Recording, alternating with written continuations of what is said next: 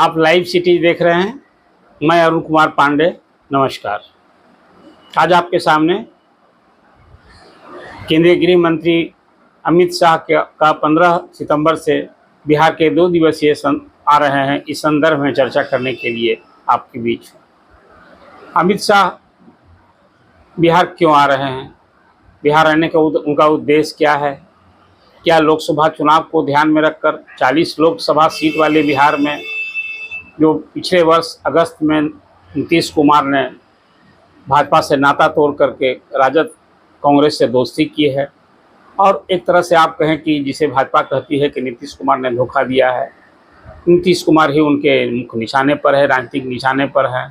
इसको ध्यान में रख करके अमित शाह का ये दौरा होने जा रहा है। और अगस्त में भाजपा से संबंध तोड़ने के बाद अमित शाह का ये 5वां छठा दौरा होगा। आपको याद होगा, सबसे पहले वो आए थे पूर्णिया सीमांचल के क्षेत्र में, और वहाँ आकर उन्होंने जनसभा की थी। नीतीश कुमार ने जो भाजपा से उनकी नज़र में धोखा दिया था, तो इन्हें सबक सिखाने की बात की थी। यहाँ तक कहा था कि नीतीश बाबू, अब आपके लिए भाजपा का दरवाज़ा हमेशा के लिए बंद है। और फिर नीतीश कुमार की राजनीति, लालू प्रसाद से उनकी नई दोस्ती और कांग्रेस की गोद में बैठने जैसी बात करके सीधा हमला बोला था। इसके बाद अमित शाह वाल्मीकि नगर आए थे। फिर उनका दौरा नवादा हुआ। आपको याद होगा, नवादा और सासाराम का दौरा था, जिसमें फिर वो सिर्फ नवादा ही कर पाए थे। सासाराम में दंगा भड़क गया था और उसके कारण उनका कार्यक्रम अंतिम क्षण में रद्द करना पड़ा था। इसके केवल जेपी नड्डा का वैशाली दौरा हुआ था। अमित शाह फिर मुंगेर भी आए थे, जहां से जदयू के राष्ट्रीय अध्यक्ष का वो चुनावी क्षेत्र है। मैं ये कहूं कि बिहार, जहां 40 लोकसभा सीट वाला बिहार है, और उसमें लोकसभा के पिछले चुनाव में नीतीश कुमार से मिल करके बिहार में एनडीए का डंगा बजा था। 40 सीट में 39 सीट एनडीए ने जीती थी। उसमें 17 सीट 100% रिजल्ट हुआ था, 17 सीट भाजपा लड़ी और सभी 17 सीट पर कामयाबी मिली थी। नीतीश कुमार भी 17 सीट पर लड़े थे, 16 सीट पर उन्हें जीत मिली थी।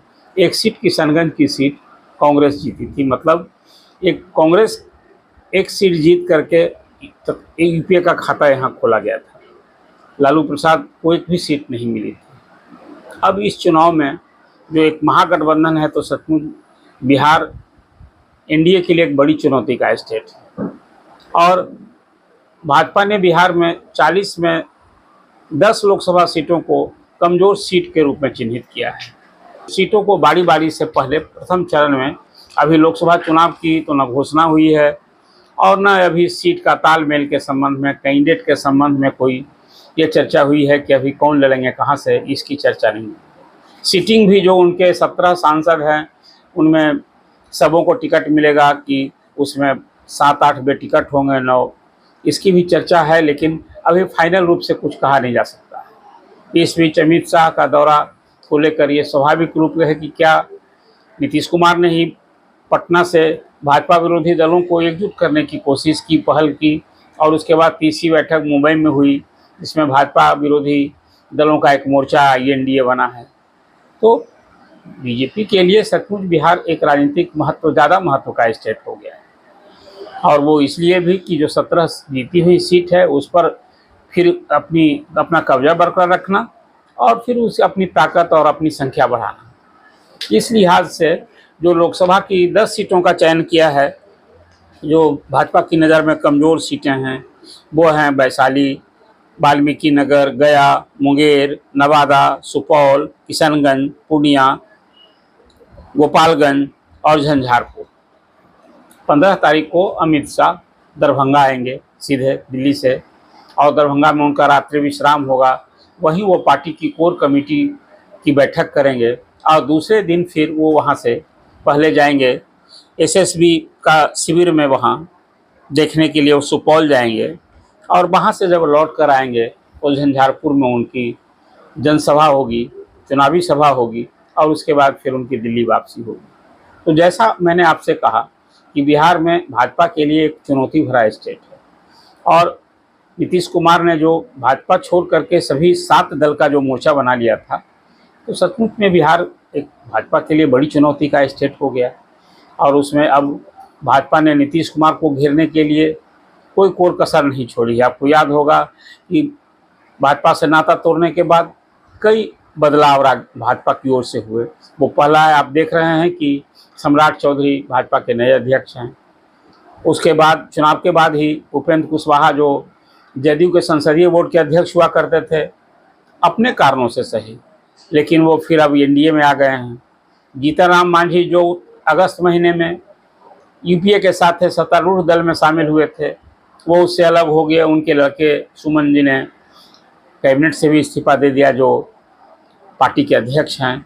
और फिर देखिए आरसीपी सिंह जो केंद्रीय मंत्री जदयू के अध्यक्ष रहे हैं, और वो जदयू से अलग हो गए और अलग होने के बाद वो आज भाजपा में हैं।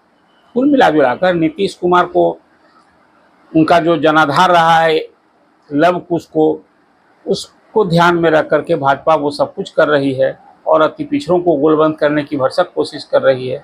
कुल मिलाकर मैं मानता हूँ कि अमित शाह ने बिहार को पूरी गंभीरता से लिया है और उसमें उनके लिए नालंदा, जो नीतीश कुमार का गृह जिला है, वहाँ उन्हें घेरने के लिए मुझे लगता है कि अगला चुनाव में आरसीपी सिंह वहाँ कैंडिडेट हो सकते हैं।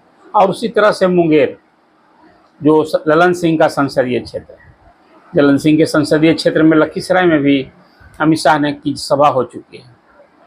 अब वहाँ कैंडिडेट कौन होगा, ये एक बड़ा सवाल है। और फिर भाजपा में भी कई चर्चा है। जैसा मैंने आपसे कहा कि 10 कमज़ोर सीटों की पहचान करके पहले उन्हीं क्षेत्रों में सभाएं हो रही हैं। और जो भाजपा की नीति बनी है, उसकी रणनीति है, उसके हिसाब से देश भर में ऐसी 160 सीटें हैं और उसमें उन सीटों के लिए लगता है कि निकट भविष्य में भाजपा पहले कैंडिडेट की घोषणा करेगी।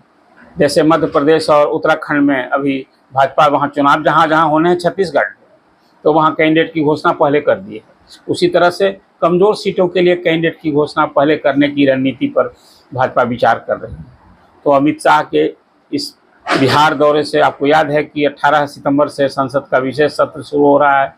उसके 2 दिन पहले बिहार वो आएंगे और आकर यहाँ INDA के सूत्रधार जिसको आप कहें, वो जहाँ से नीतीश कुमार ने जो अभी ठानी है कि सभी भाजपा विरोधी दलों को एकजुट करके हम 1-to-1 फाइट की स्थिति बनाएंगे और उसमें भाजपा को शिकस्त देंगे, सत्ता से बाहर करेंगे। इस संदर्भ में बिहार तो एक खासकर लोकसभा चुनाव में चुनावी द्वंद्व का एक बड़ा अखाड़ा साबित होगा। तो अमित शाह का यह दौरा इसी संदर्भ में है और मुझे लगता है कि भाजपा के लिए तो INDA से चुनौती आज बनी है, लेकिन नीतीश कुमार ने तो अगस्त महीने से ही भाजपा के लिए बिहार में चुनौती की स्थिति ला दी है।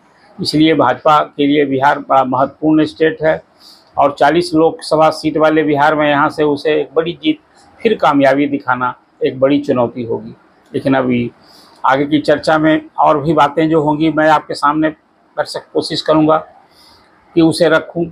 आप इस चर्चा को देखें और अपना लाइक करें, अपना कमेंट भेजें, ताकि हमें आपकी राय का फिर समादर करके अगली चर्चा में उसे जगह